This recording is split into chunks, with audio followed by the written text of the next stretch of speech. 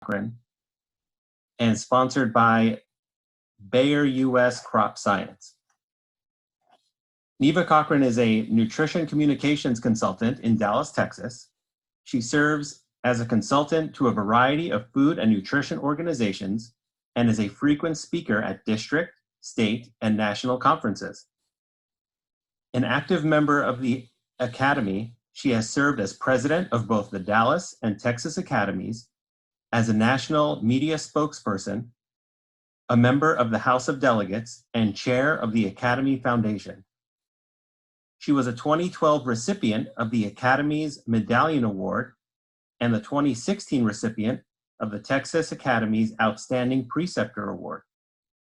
Neva received her Bachelor's of Science in Nutrition and Dietetics from the University of Oklahoma and her Master's of Science in Nutrition from Texas Women's University, and completed her dietetic internship at Texas Health Resources Presbyterian Hospital of Dallas.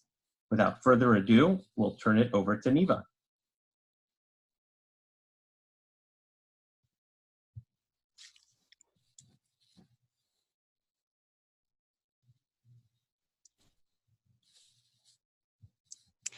Am I still muted? Nope, you're okay. You're on It now. said I was muted. I'm sorry. Okay, thanks so okay. much, Mo. Hello, everyone. I'm very excited to be here today to present this webinar. I'm a longtime member of Nutrition Entrepreneurs, and I'm active in our local Dallas-Fort Worth group, and several of my friends serve on the NE board now or have in the past. So it's great. Feel like I'm coming home. Here are my disclosures. In addition to being a paid consultant to Bayer US Crop Science, who is sponsoring the webinar today, I am also a consultant to the Leafy Greens Marketing Agreement and a member of the National Cattlemen's Beef Association Speakers Bureau. In addition, I serve as a volunteer for the Produce for Better Health Foundation as a fruit and vegetable ambassador, as well as a volunteer expert for GMO Answers. The information I'm presenting today is my own, and it was not influenced or reviewed by any of my clients. If you are tweeting today, my Twitter handle is at NevaRDLD, and NE's is at NEDPG. I'm sure, like I am, many of you have become frustrated by the abundance of food and nutrition misinformation that's out there today. Over the course of my career, the internet was launched, and more recently, social media came on the scene. I believe both have contributed to a glut of misinformation spread by people who are not nutrition experts and often have an agenda that may not be consistent with science. So this presentation will be taking a look behind those headlines that our clients and patients and customers are reading every single day. And we're going to look at what the science actually says and what would happen if people left these foods out of their diet based on scary headlines. So there are 4 objectives today. First, to critically evaluate studies that have been sensationalized in the media, identify scientific facts behind popular nutrition myths in the media, explain nutritional consequences of omitting specific foods from the diet that have been vilified in the media, and finally, to communicate effectively with audience to dispel food myths and fears. Now, as NE members, we work in a variety of settings, and we have a number of different audiences that I've listed here today. In addition to presenting facts about misinformation and sensationalized reports in the media, I'm also planning to discuss ways to communicate about these issues to the many groups that NE members work with. So let's start it off with gluten. These are some of the headlines in the books that have been written about gluten. So just a sample: 11 ways gluten and wheat can damage your health. Lose the wheat, lose the weight, and find your path back to health. 6 reasons why gluten may be bad for you. The surprising truth about wheat, carbs, and sugar, your brain's silent killers. When the gluten-free craze started quite a few years ago, I never thought it would last more than 1 or 2 years. I thought people would just tire of not having bread and pasta, but it has held on longer than I ever would have imagined. And this was an interesting tweet that I saw by Ryan Reynolds, who said, "People in LA are deathly afraid of gluten. I swear to God, you could rob a liquor store in the city with a bagel."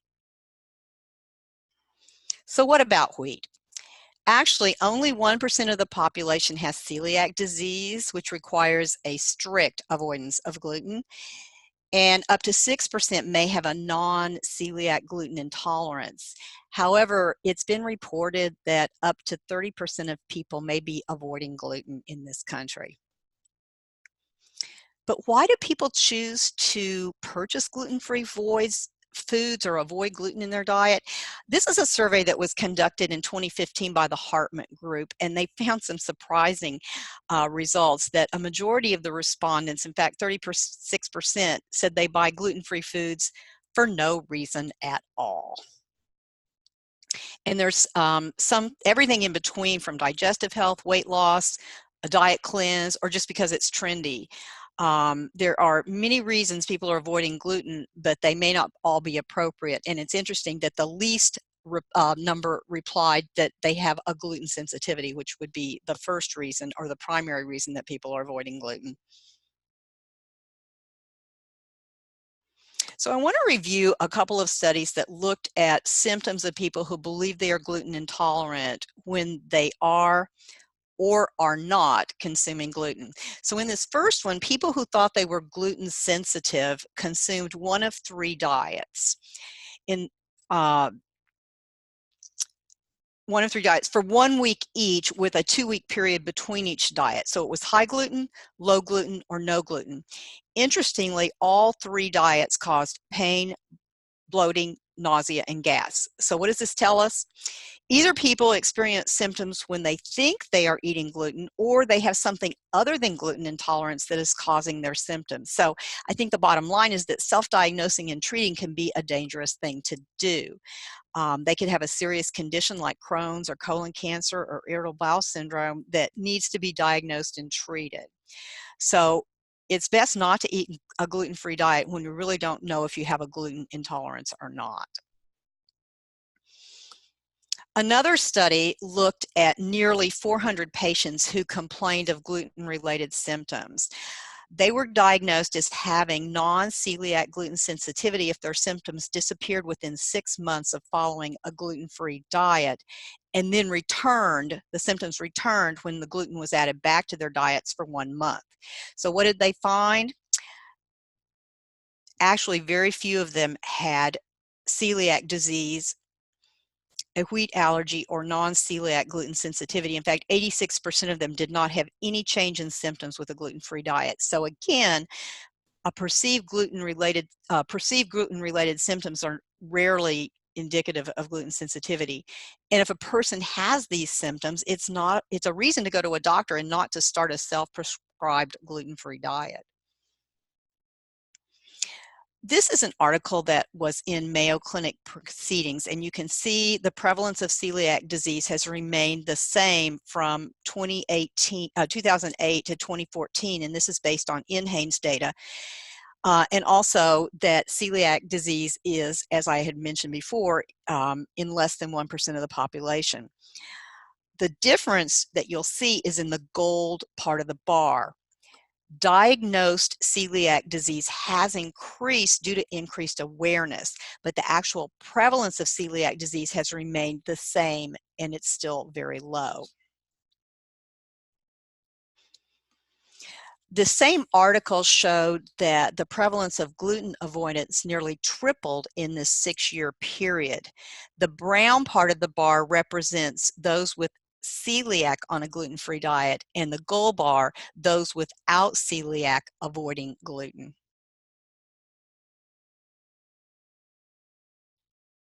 So what can happen when you follow a gluten-free diet and don't actually need to? These researchers looked at NHANES data from 2009 to 2014, specifically urinary and blood biomarkers of exposure to toxic metals. And they found that those who reported being on a gluten-free diet had higher levels of urinary arsenic and cadmium, as well as blood mercury. Now, whether these low levels of heavy metals are clinically significant, the researchers aren't sure, but they speculate that because gluten-free dieters are primarily substituting rice and rice flour for wheat products, it could be contributing to higher levels of these heavy metals.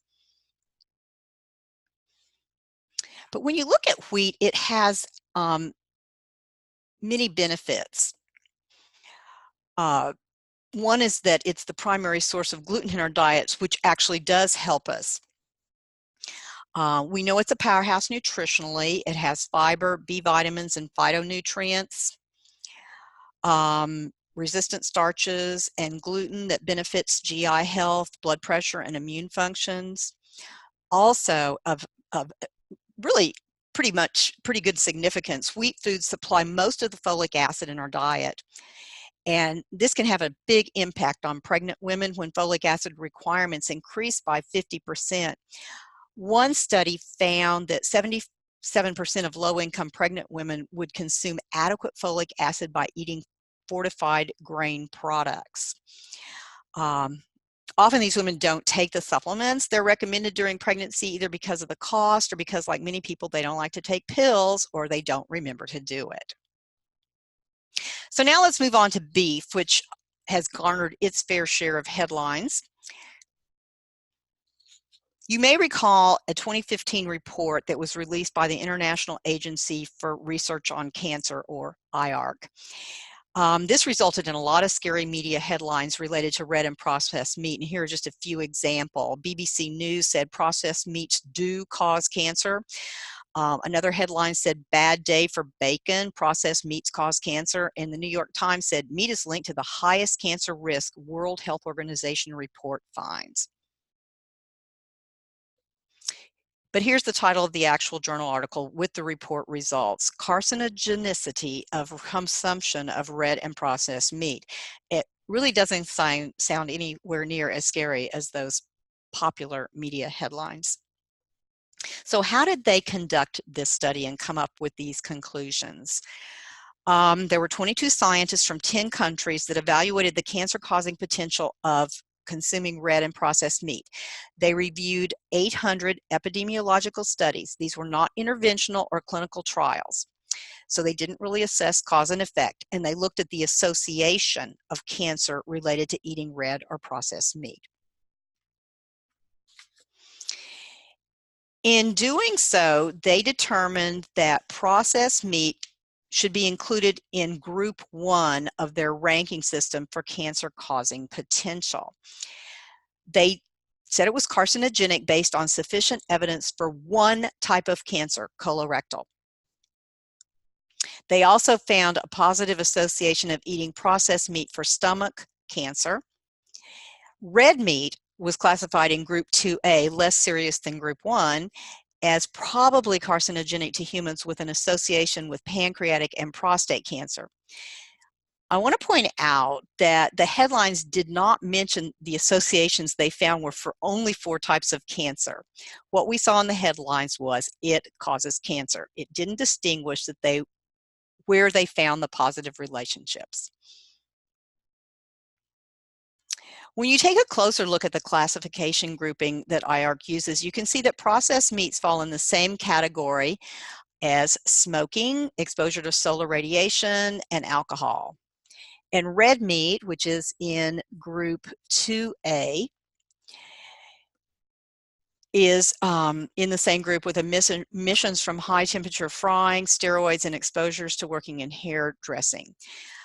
Yet, based on these assessments, no one is saying we should never go out in the sun again, or that hairdressers should post cancer warning signs in their salons. What the IARC classification system fails to clarify is the difference between hazard and risk.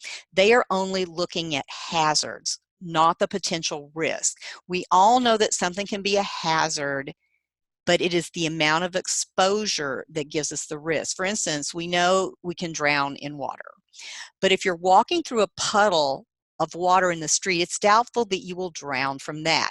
But if you are in a lake without a life jacket and you can't swim, you're much more likely to drown. That's the difference between a hazard and a risk.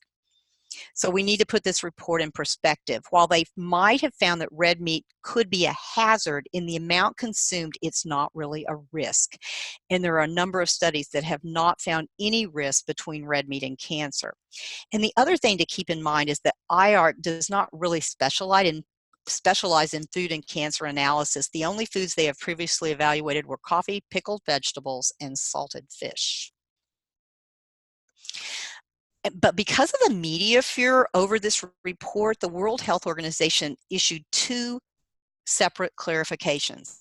The first one on processed meats stated that they did not ask people to stop eating processed meats, but simply that reducing consumption could reduce the risk of colorectal cancer. And even though processed meat was in the same category as tobacco, smoking, and asbestos, it did not mean they are all equally dangerous. These classifications describe the strength of the evidence about an agent being a cause of cancer rather than assessing the level of risk. Again, hazard versus risk. So, when WHO is clarifying, they are really making clear that IARC looks at hazard and not risk. The second clarification was for red meat, and they clarified that it was based on limited evidence from epidemiological studies showing positive associations between eating red meat and developing colorectal cancer. Limited evidence means a positive association has been observed between exposure to the agent and cancer, but other explanations like chance, bias, or confounding could not be ruled out. And as we all know, as dietitians, there are many factors that are related to cancer and cancer risk. It's a complex disease, and single foods, including beef, have not been shown to cause any type of cancer. And we know that cancer isn't about diet alone.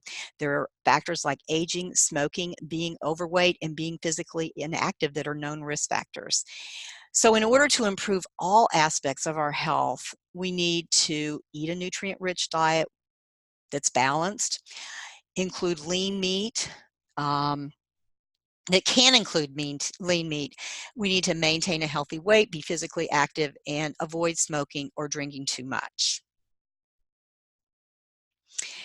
There were some more balanced articles, if you looked long and hard, about this study, and interestingly, they were both written by registered dietitians. The one on the left was written by Carolyn O'Neill and appeared in the Atlanta Journal-Constitution, and the one on the right was written by yours truly, Neva Cochrane, in the Longview, Texas News Journal. And you can see the headlines were a lot more positive and not so negative as the ones that I showed you at the beginning of this section.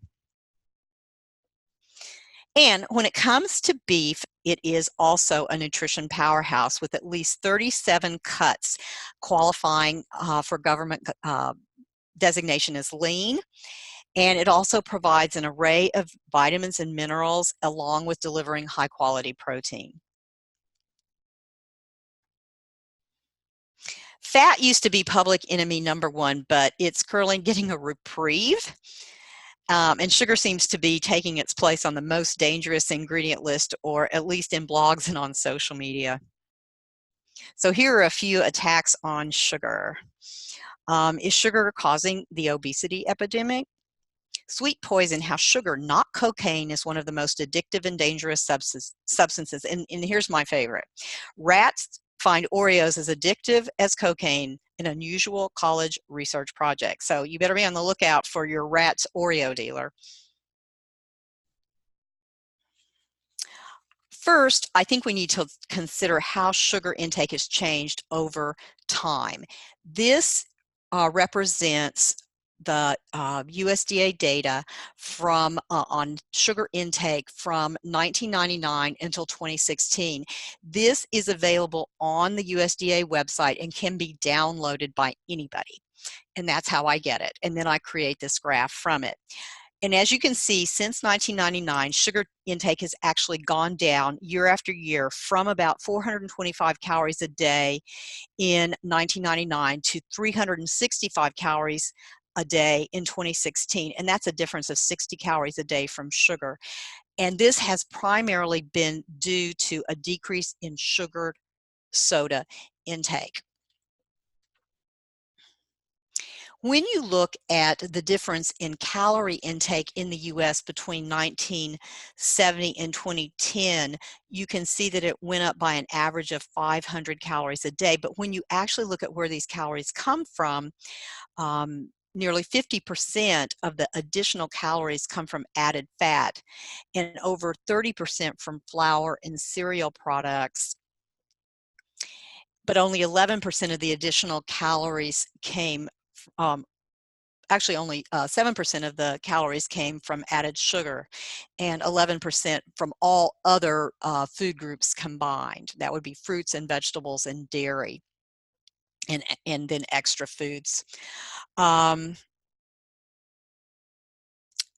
I'd like to point out that the reason I only have data through 2010, which is now almost 10 years old, is because the USDA has not updated the added fat consumed since 2010. So so I can't calculate total calorie intake to do this calculation. And that's because they terminated a report called Current Industrial Reports in 2011, and that was done by the U.S. Census Bureau. So it provided the estimates of production and shipments of specified manufactured products. So the data on added fats and oils cannot be updated in the food availability data system. So I guess, pretty soon I'll have to quit using this, but I do think that it is interesting to note that while, sugar has been, sugar has been implicated as a cause of the obesity epidemic, it's actually been going down for the last 20 years. And when you look at where the source of these additional 503 calories are in actual calories, you see that it's 34 calories from added sugar, 173 calories from cereals and grains, 243 from fats and oils, and 53 from all other foods. And I like to look, USDA data looks at food disappearance data as a marker of how much food is consumed in the United States, and they do take into consideration waste. The NHANES data is actually based on people's reports of what they consumed over a 24-hour period. So it's food intake data versus food disappearance data. And we see that there is a similar trend in NHANES data on added sugar intake between 2003 and 2016, roughly the same period of time that I showed you with the USDA data. And this actually represents various different sources of added sugar. And during this time, energy and sugar intake from all beverages, from sugar-sweetened beverages, from soft drinks, and the total diet decreased among the total population, including children and adults. But for adults 20 years or older, the mean sugar intake for the total diet declined from 127 grams or 508 calories a day in 2003 to 105 grams or 420 calories a day, a difference of 88 calories a day. Of course, these figures are different because the data is collected in different ways, but I think the overall message is that sugar intake is declining based on two different sets of data in the United States. The next question is sugar addictive? And that's something that you see more and more. And I'd like to consider some points that were made by Dr. Rebecca Corwin, who is now retired, but I interviewed her a few years ago for some articles and blogs that I wrote on sugar and food addiction. And that was when she was a nutrition neuroscience professor and also a registered dietitian. She was a researcher at Penn State University. According to Dr. Corwin, people believe they're addicted because they have a craving for a specific food, but addictions are actually defined by 11 distinct criteria, and craving is only one of those.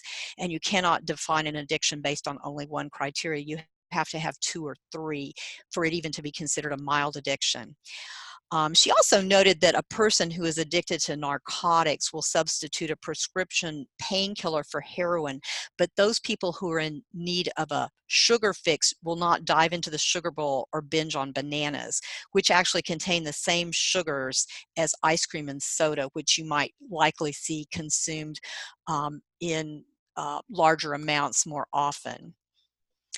What these people want is highly palatable foods, usually in combination with sugar and fat, like cookies, cake, candy, and ice cream. So they're not actually craving a specific food component like sugar, but particular foods that appeal to the palate. I then went and did a literature review looking at this concept of sugar addiction, and I have several studies that I'll go through in the next couple of slides, but I have highlighted what I feel are the most pertinent takeaways from each one. They report that there's little evidence to support sugar addiction in humans, and that sugary foods can contribute minimally to food dependence or an increased risk of weight gain. And they also note that food addiction may be a misnomer, in that terms like eating addiction or food use disorder might be more appropriate because it puts the emphasis on the behavior versus the food itself being the problem. So what I like to recommend is to choose your sugars by the company they keep. And I have some examples of foods here that do contain sugar, but they also provide other nutrients and not just calories. So this is an example of a non-fat vanilla Greek yogurt and fat-free chocolate milk that have 17 and 18 grams of sugar per serving. But also note that the yogurt and the milk both provide significant amounts of calcium. They provide vitamin D, iron, protein, and nutrients that really are essential for good health. And just having a little bit of sugar can help them be more palatable and be more appealing to some people. In addition, there are other foods that contain added sugar, like cereal bars, Fig Newton cookies, and when you look at these, you'll also note that there are additional nutrients that are provided while you do enjoy something that has a sweet taste. So, choose your sugars by the company they keep. Do they give you other nutrition and not just sugar and calories? So what are some key messages that you would want to use when you are addressing this issue with your clients or patients or consumers or other audiences? I kind of boiled it down to these 3 points. Added sugar and total sugar intake has been declining over the last 20 years, primarily due to a decline in sugar-sweetened soft drink intake. People may have cravings for highly palatable foods, particularly those high in sugar and fat, but this is not the same as an addiction to the ingredient sugar. And finally, as I just said, choose your calories by the company they keep, opting for more nutrient-rich foods with sugar versus empty calorie foods, which primarily provide calories and little other nutritional value. And now I want to move on to produce, and you can't imagine that anyone would have a problem with produce. As dietitians, we know that's one of the things that we're always trying to get people to eat more of. But every spring, the Dirty Dozen pops up from the Environmental Working Group, and we will see headlines like these. Dirty Dozen, are you eating the most pesticide-laden produce? Strawberries and spinach top the Dirty Dozen list. The Dirty Dozen, which produce should I always buy organic? Or kale rejoins the Dirty Dozen list of pesticide-contaminated produce. And so that's pretty scary. When you look at the Dirty Dozen list from this year, you will see the list of those foods that made it on this list. Strawberries topping the list, which they usually do, along with spinach, and then kale made the list this year, which was, or I guess last year, which was something new, hadn't been on for a while. But I'd like to point out that the Dirty Dozen is actually not a scientific list. There was a review of their methodology and published in this research article in the Journal of Toxicology in 2011 by Dr. Carl Winter and his colleague, who are PhD toxicologists at the University of California, Davis. And they looked into how they did this and was it really a valid method. And they actually found that the Dirty Dozen estimates were derived from USDA's pesticide data program for the 10 most frequently detected pesticide residues on the 12 fruits and vegetables listed. All the pesticide exposure estimates were well below established chronic reference doses and posed negligible risk to consumers. And substituting organic forms of these 12 fruits and vegetables for conventional forms does not result in any appropriate reduction of consumer risk. And that the methodology used by the Environmental Working Group to rank these with respect to pesticide lacks scientific credibility. So they have actually taken USDA's own data that you can download every single year in a report on the USDA website, which I do every single year. They take and rank order these according to the highest to the lowest levels of pesticide residues. And they then take the top 12 and list them as the dirty dozen. This again does not take into account if the levels of pesticide residues on these produce are anywhere near the level that would cause any risk or concern. So putting this in perspective of something I think we all can relate to is comparing it to national merit scholars, because we all know that national merit scholars are really smart kids, and they take an exam, and based on their scores on that exam, they qualify to be a national merit scholar. So let's take the national merit scholars for 2020, and we are going to rank them according to their test scores from the highest score to the lowest score. And then we are going to take the bottom 12 and we're going to label them the dumbest dozen. Now we know this is ridiculous because all national merit scholars are smart kids and all of these scores are really outstanding, but some are going to score higher than others. So this is the same thing that really the Environmental Working Group is doing with this pesticide data.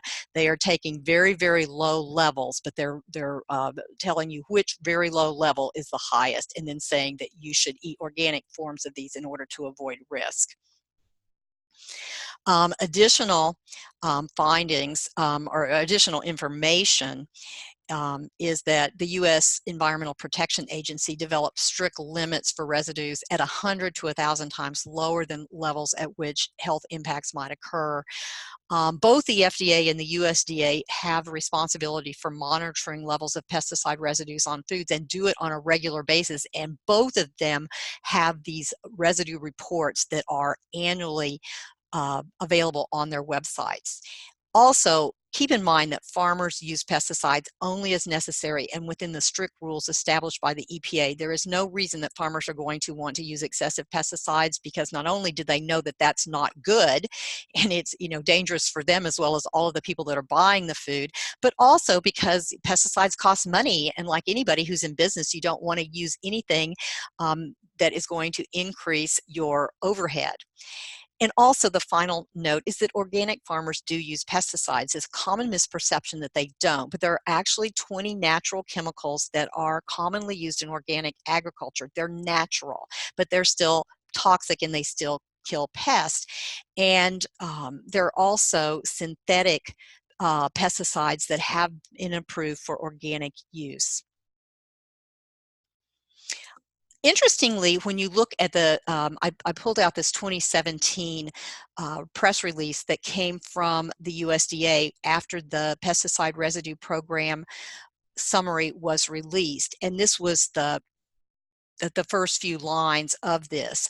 The USDA today published the 2017 Pesticide Data Program Annual Summary. The summary shows more than 99% of the samples tested had pesticide residues well below benchmark levels established by the EPA. So it's the same data, but there's different stories and different headlines. If you or any of your clients or customers are really concerned about the level of pesticide residue on their fruits and vegetables, this is a great website to use. It's fruitsandveggies.com. In this calculator, you can enter your gender along with the fruit or vegetable you want to eat, and it will tell you the amount you would have to eat in one day without exceeding the maximum allowable level if that fruit or vegetable had the highest pesticide residue ever recorded by the USDA for that particular fruit or vegetable. So for example, since kale was new to the list this year, I picked kale, and I would have to eat 18,581 servings of kale in one day without any effect, even if the kale had the highest pesticide residue ever recorded for kale by the USDA. I think if I ate 18,581 servings of kale a day, I would have more problems to worry about than pesticide residues. So what's the solution, and what should we tell our people that are our audiences? Tell them to wash it. If they're worried about pesticide residues, then they need to, they need to wash it, but they need to wash their produce anyway, because washing produce gets rid of one of my primary concerns, and that is bacteria. Because think of all the hands that have touched that fruit and vegetable from the time that it left the field until it entered your grocery store. And it continues to be touched even in the supermarket. So washing with large amounts of cold or warm water and scrubbing with a brush, particularly if it has kind of a textured surface like a cantaloupe, is appropriate. You don't need to use soap or any special produce wash. And also you can throw out the outer layers of leafy vegetables like lettuce and cabbage just to be extra safe. I'd like to share a story with you that one of my very good dietitian friends told me a year or so ago about one of her clients, and I think it really brings this this point home.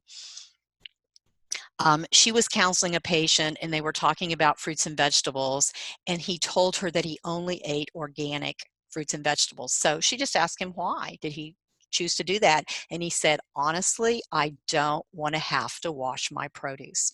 So he thought the only reason that one would wash their produce was because it had pesticide residues. So I think the next thing that she needed to do was give him a little lesson in food safety and bacteria, and why he really did need to wash all of his produce, whether it was organic or conventionally produced. And this illustrates why these kinds of scary headlines and tactics to discourage people from eating conventionally grown produce can backfire. This is a study that was published in Nutrition Today in 2016. And it looked at 510 low-income shoppers, and they found that participants preferred organic fruits and vegetables, but the cost was a significant barrier for purchasing them. So even when they were provided with information about organic and conventional produce, they were not likely to purchase more. When they heard messages about specific fruits and vegetables with pesticides, they ended up being less likely to purchase any type of produce, no matter how it was grown, either conventionally or organically. And that's really sad when you think that 88% of Americans don't eat enough fruit, 91% don't consume enough vegetables, and we need to eat more of these because of all of the health benefits that they provide. And of course, the USDA MyPlate recommends that half of our plates be composed of fruits and vegetables. So now I want to look at some communication techniques that you can consider when you are trying to communicate with your patients, clients, and customers on some of the fears and the misinformation that they may encounter and have embraced as a result of the deluge of sensational and misinformation that we see out there on the internet and social media and in a variety of ways. These are some tips that came from the CEO of the Center for Food Integrity. First, he says to read beyond the headlines. It's interesting because that's been the name of my presentation for several years, and I just recently came across this information. Many times reporters start a story with the most shocking nuggets to draw you in, but end with statements from experts like the study raises important questions but doesn't prove causation, or it's probably not cause for concern. In a time of increasingly shrinking attention spans, it's a good reminder to readers not to avoid reading or to read beyond the first paragraph. And you might have to start at the end of the article to get the lowdown on the actual study. Second, don't accept an eat this and die story as gospel without viewing at least 2 other sources. Before you can believe a claim, do a quick online search of the topic. The search results alone may paint a more balanced picture, but select at least 2 other credible sources and see what they say. As tempting as it may be, rather than attacking with facts, which we like to do as dietitians because we're very evidence-based, we're very fact-based. So our first inclination is often a need to convey the facts and information, but we really need to have a conversation. Based on consumer trust research, again from the Center for Food Integrity, they recommend these strategies. Shared values are much more important to earning trust than communicating with science or demonstrating technical skills and expertise. Simply sharing science and facts actually galvanizes opposing viewpoints and makes it harder to find common ground. I heard a study a couple of years ago that was related to vaccinations, and they did a study with parents who were really opposed to vaccinating their children, then a group of parents that were kind of on the fence, didn't really have strong opinions either way, and then a group of parents that were very pro-vaccination and would always vaccinate their children. They provided them with factual information about why it was important to vaccinate their children, and in the end, they found that those people who were opposed to vaccination were even less likely to vaccinate their children after they got the facts about why it was important. So again, I think that reminds us that always using facts doesn't always end up in our favor. So the primary ways that you build trust is through confidence, that is having similar values, also competence, and that is having the skills and expertise, but that doesn't mean just you having the skills and expertise as the registered dietitian, but the patient or client having the skills and expertise in making those decisions themselves. And then influential others, so other people that would be viewed by your audiences as being credible. So what are the keys to shared values communication? You need to embrace skepticism. You can embrace skepticism without validating the information. So listen for the underlying value. What's the source of their concern? Is it the environment? Is it food safety? Is it corporate influence? So something like, I appreciate your interest in the environment. I know protecting the environment is critical to farmers. I'd like to share my perspective on that issue. Don't challenge beliefs. Challenging their strong beliefs will cause people to become defensive and dismissive. So instead say something like, I can tell you feel strongly about this issue. I respect your commitment and shared concern about whatever it is, food safety, the environment. We may not share the same beliefs about the issue, but I respect and appreciate your perspective. So lead with values. Don't discuss science or data until you've listened and expressed shared values. Like, I can tell you're passionate about food safety. I am too. We all care about eating foods that are safe for us. And be willing to talk about the hard issues with authentic transparency. I can tell this is an issue that's important to you and it's important to me too. I may not have all the answers, but I'll do my best to address your questions. And then start with emotion and end with logic. Find that common ground. Like you, I'm concerned about food safety. Trigger a heart button. We all want to feed our family safe and nutritious meals. I remember one of the best things I heard was when I was moderating a panel of farmers, and I had a dietitian farmer on the panel, and she said to this audience of registered dietitians, I have a family, and I wouldn't produce any foods that I wouldn't feed my family. So obviously, we're also eating food out there, and we want to have food that's safe. We want to have food that we enjoy eating. And then finally, end with logic. The good news is any small amount of pesticide residues on produce is far below the level that could affect health. Fruits and vegetables, whether they're grown conventionally or organically, are safe to eat and important for health. And then finally, I just love this graphic, also from the Center for Food Integrity, which is listen, ask, and share. So it's kind of the sequence that you should use when you're trying to communicate about some of these issues. Actively listen without judgment for agreement and points of connection to understand how their concern is tied to their underlying values.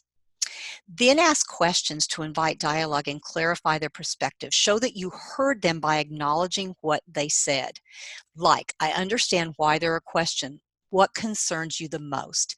And finally, share your values-based perspective first to build trust. People in the US and all around the world deserve safe, healthy, and affordable food. That's why I've devoted my career to researching ways to improve food production.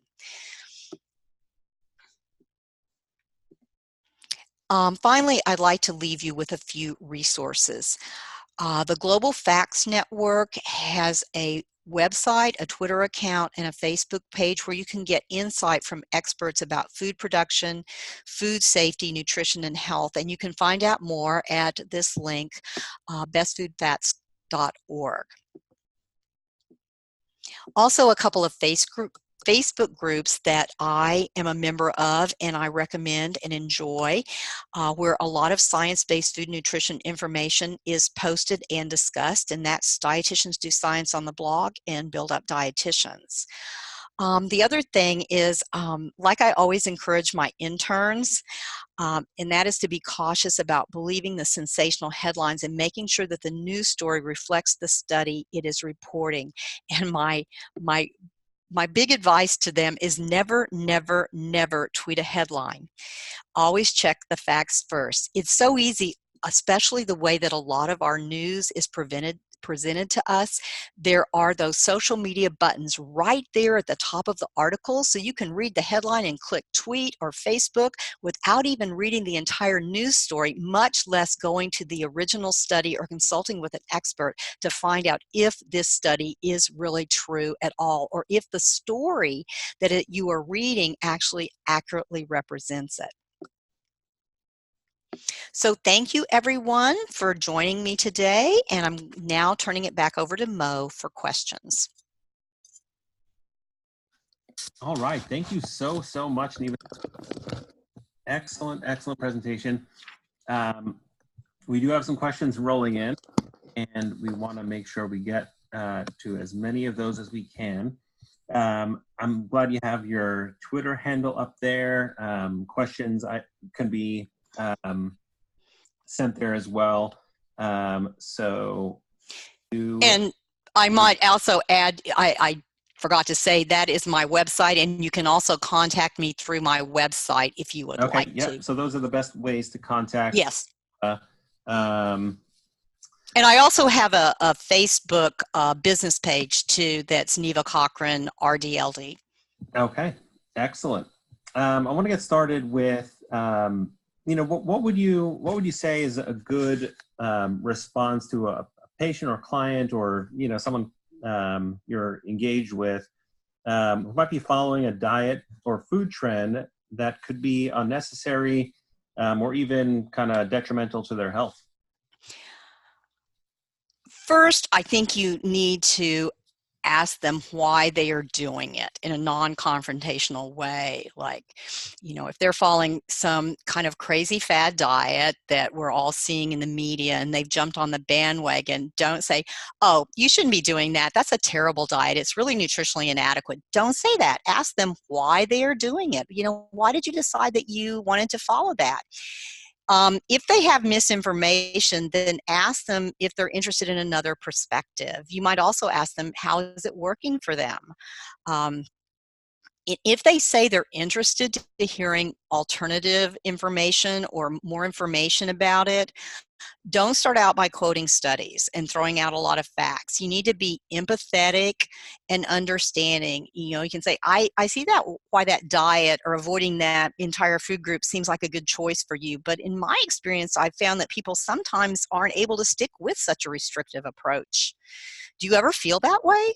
So again, like I said in the presentation, try to have a conversation, have a back and forth. Don't come across as the expert or the parent and they're the child or the student. You really want to have, as I saw one expert say, you want to be on the same rug. You want to be sitting there together having a conversation. Then you could say something like, maybe we can work together to find a compromise that will work best to meet your needs. Excellent, thank you. And LaShonda wants to know, what's your take on the FDA proposing changes to the nutrition facts panel, adding the added sugars label in consideration of, what we presented on added sugars? I think it's fine. I think that more information people have, the better. And we as dietitians can help them in interpreting that information and putting it in the context of their particular needs, their the type of eating plan that they need to be following if they have some disease or condition that requires a modification of their diet. I don't think that because added sugars is going down that negates the need to have that information on the label. It actually gives consumers more information so that they're able to see, where the sources of added sugars are. Again, I like to emphasize that when we're talking with them to look at the actual product or the label and say, okay, we see that this has 17 grams of added sugar. Are you getting anything else for this added sugar? Are you getting, vitamins and minerals and protein? Is it something that's contributing? And if it's not, then you might look for some other alternatives. Or if the added sugars are contributing to more calories than maybe they need to be consuming, then would there be a possible other alternative that would be equally appealing or palatable to them, but maybe had less added sugar? Understood. Thank you. So questions about the environment and the environmental impact of food kind of stretches the scope of a dietitian. We had a question here about any how do you kind of handle questions about organic and environment, I guess environmental impact, and I think particularly with I guess with any food, meat or other. Actually, I have a lot of information on that I actually share in a different webinar or presentation I give about agriculture. And what's interesting is that there is this misperception. Organic in this country has a halo effect, and that people think that it is more nutritious, it is more health promoting, and it is more it is better for the environment. But in fact, there are a number of studies, which I go through, that actually show that none of these are necessarily true. Organic was developed as a marketing tool by the USDA back in 2000 because people were using the term organic without really having any definition. So this was concerning to organic farmers, as well as people who were buying these foods. So what the government did, the USDA organic program, they probably in consultation with organic farmers and other experts, they came up with a list of criteria that had to be adhered to in order to label your product or get the USDA organic certification. And the Secretary of Agriculture at the time had said this is not in any way to imply that these foods are healthier or safer or better for the environment. It's simply a marketing tool. So people could say, this is grown organically, and if it was, it met all of these criteria. And so that, but somehow over the years, organic has gotten kind of this this health halo. So in the studies that I look at, and I'm happy to share these with you if you want to email me or contact me privately. They've looked at a number of studies comparing conventionally and organically grown foods, and they find that there really is no nutritional difference, there is no health difference, and there really is not a significant impact a different impact on the environment. And in fact, some ways, environmental production is less sustainable because of their limitation on some of the things that they can use. So weeds are a really big problem for them. So they end up losing some of their crops because they're not able to control the weeds. And the weeds are really, they take precedence for the water and the nutrients that are in the soil. So I don't know if that answered your questions, but I just want to say that, the way that you address it, again, if you're trying to address this with someone who is, adamantly feeling that this is absolutely the best for them, you just need to have a conversation. And, I think that you yourself need to be armed with the accurate information, but then be able to parse it out in just tiny bits and in a way that might be received by the person asking the question in a positive way. Yeah, that's very well put. So it seems that having information, starting there, and then I guess really knowing, connecting on a common ground, and really, I mean, at the end of the day, it's talking about the evidence. So engaging in a good discussion about what the evidence shows. That makes a lot of sense. I'll just share one other thing. Yeah. I heard a dietitian, actually down your way, Mo, in Houston. She had a really good way that she dealt with some of her clients. She said they do not want to hear about the 600-page report that was put out with 200 studies. She said that will just turn them off immediately. So instead of saying that, she'll just kind of take the information from the report and say, hey, I read something that's really interesting about this topic. It said, so instead of like saying it's a study and research and all this, she kind of just weaves it in the conversation like I'm an expert, so they're already trusting her because she's an expert, but then telling her opinion, but it's really based on the big report. Yeah, that makes a lot of sense. And if the person's from Houston, then what are you talking about? So it seems that there's some subtle differences in the way we might connect with colleagues and the way we might connect with clients. And I guess there's a question here about responding to a colleague who might appear to come across as I guess, you mentioned earlier how important it is not to tweet out a headline. How would you respond to, maybe someone, in your Twitter feed, a colleague, someone credentialed and licensed, maybe what you might perceive as irresponsibly tweeting headlines? Yes. Couple of ways I deal with that. I mean, one's a true example, but first I'll say that, just because someone is a peer or a colleague doesn't mean that you should treat them differently than you would when you were talking to, say, a patient or a client, because communication is communication. So no, I would not say, you stupid idiot, how can you believe that? That's a bunch of trash, or something worse, which I have seen and we've all seen on social media. I mean, I probably saw it last week. Or this week. So what I would do is say, something like, that's a really interesting perspective. Have you considered this? And then post a link to something that, supports your point that's based in research.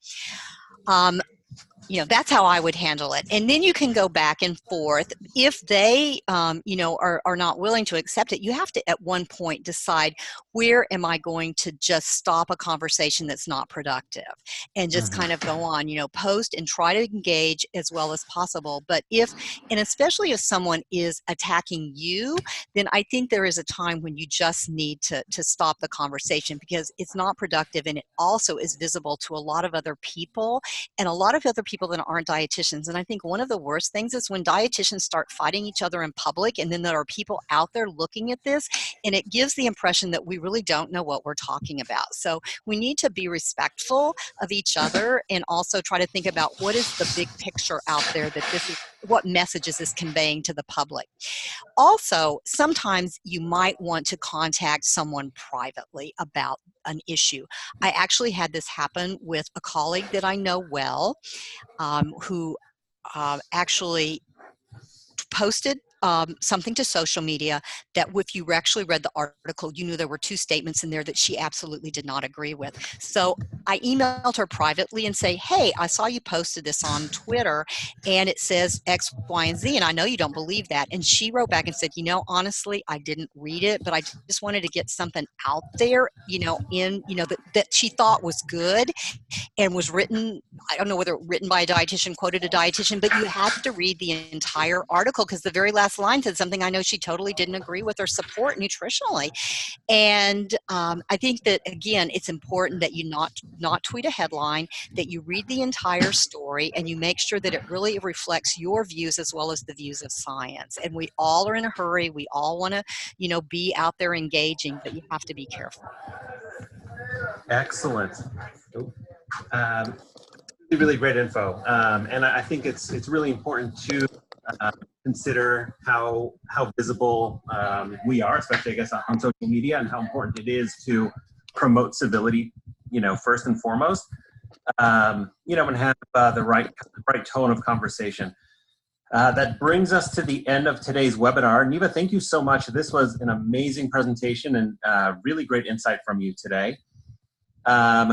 We'll have the slides available and the recorded presentation available at nedpg.org.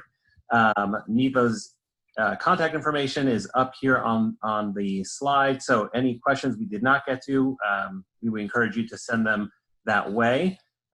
Thank you everyone for attending today, and we look forward to seeing you at the next presentation in February.